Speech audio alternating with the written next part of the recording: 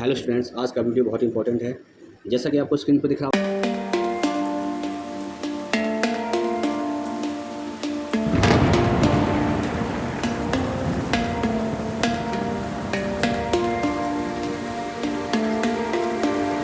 हम 8.3 की बात करेंगे, ट्रिग्नोमेट्री, जो कि बहुत इंपॉर्टेंट एक्सरसाइज है। बोर्ड एग्जाम में ज़्यादातर उससे क्वेश्चन आते हैं।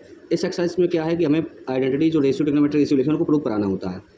अब इसके जो भी फार्मूले हैं ज़रा एक बार देख लेते हैं इसमें क्या क्या आने वाला है। तो सबसे पहले बेसिक फार्मूले जो आपको याद है, ट्रिग्नोमेट्री की बात नहीं करेंगे, जो बेसिक आइडेंटिटी आपको कुछ याद है, सिंपल सा फार्मूला। जैसे पहला फार्मूला क्या है कि ए स्क्वायर माइनस का बी स्क्वायर इक्वल टू, आपको पता है ए प्लस बी होता है और ए माइनस बी होता है। ये बेसिक फार्मूला आपको याद होगा।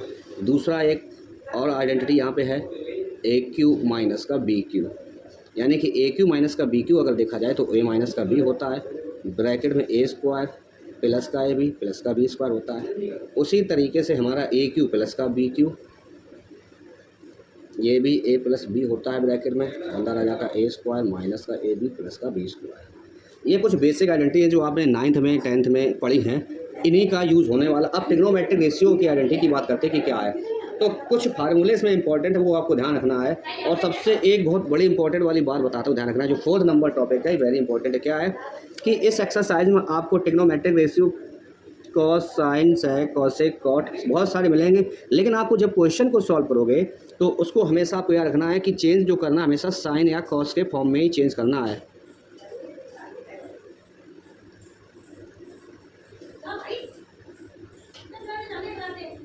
दिख रहा होगा कि पॉइंट 4 में लिखा है sine theta and cos theta के फॉर्म में ही चेंज करेंगे। अगर आपको एक्सरसाइज 8.3 ट्रिग्नोमेट्रिक रेशियो को प्रूव कराना है और गलती ना हो, सही से सॉल्व करना है, तो आपको ये बात दिमाग में रखनी होगी। एक ट्रिक है कि जो भी रेशियो आपका दिया जाता है ट्रिग्नोमेट्रिक का, वहाँ पे आपको कोशिश ये करनी है कि साइन या कॉस के फॉर्म में क्वेश्चन बन जाए। अगर साइन या कॉस के फॉर्म में क्वेश्चन नहीं बना आता है तो आप उसको चेंज करके साइन या कॉस के फॉर्म में क्वेश्चन बना लेते हैं, ठीक है ना। क्योंकि जब तक आप ऐसा नहीं करेंगे तब तक आपको कन्फ्यूजन होगी, क्वेश्चन गलत हो जाएगा। तो साइन और कॉस के फॉर्म में अगर आपका क्वेश्चन हो जाएगा तो आप चुटकियों में उसको सॉल्व कर लेंगे। कुछ और बेसिक आइडेंटिटी यूज़ होने जा रही है, जरा उनके बारे में भी बात करेंगे। जो सबसे इंपॉर्टेंट चीज़ है, ये ध्यान रखना, ये सबसे इंपॉर्टेंट चीज़ है कि आपको जब इस चैप्टर जब एक्सरसाइज की आपको क्वेश्चन सॉल्व करने तो हमेशा साइन और कॉस के फॉर्म में ही चेंज करेंगे। ये बहुत इंपॉर्टेंट चीज़ है, ध्यान रखना हमेशा।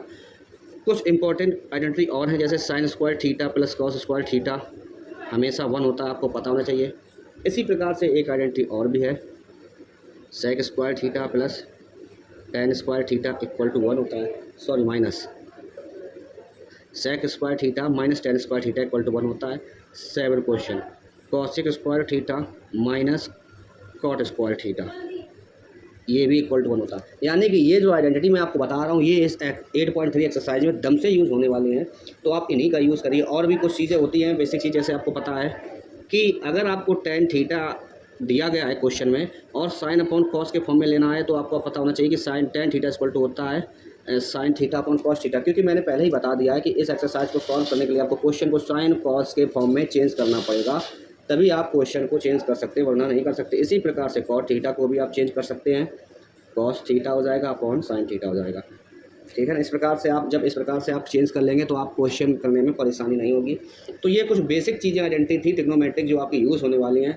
और जो बेसिक है, जैसे sine theta equal to 1 upon cos theta, ये तो आपको आता ही है, ठीक है ना। तो इस आइडेंटिटी की हेल्प से आप 8.3 एक्सरसाइज को आसानी से चुटकियों में कर लेंगे, ठीक है ना। तो आई होप ये वीडियो आपको बहुत अच्छा लगा होगा। ये शॉर्ट इंट्रोडक्शन दिया था कि 8.3 के लिए बहुत इंपॉर्टेंट चीज़ है। सबसे इंपॉर्टेंट चीज़ आपको ये है कि साइन थीटा कॉस थीटा के फॉर्म में ही क्वेश्चन को सॉल्व करके करना है। ये शॉर्ट इंट्रोडक्शन था 8.3 का, जिसमें मेन आइडेंटिटी मैंने लिख दी। यही आइडेंटिटी इस एक्सरसाइज में दम से यूज़ होने वाली है।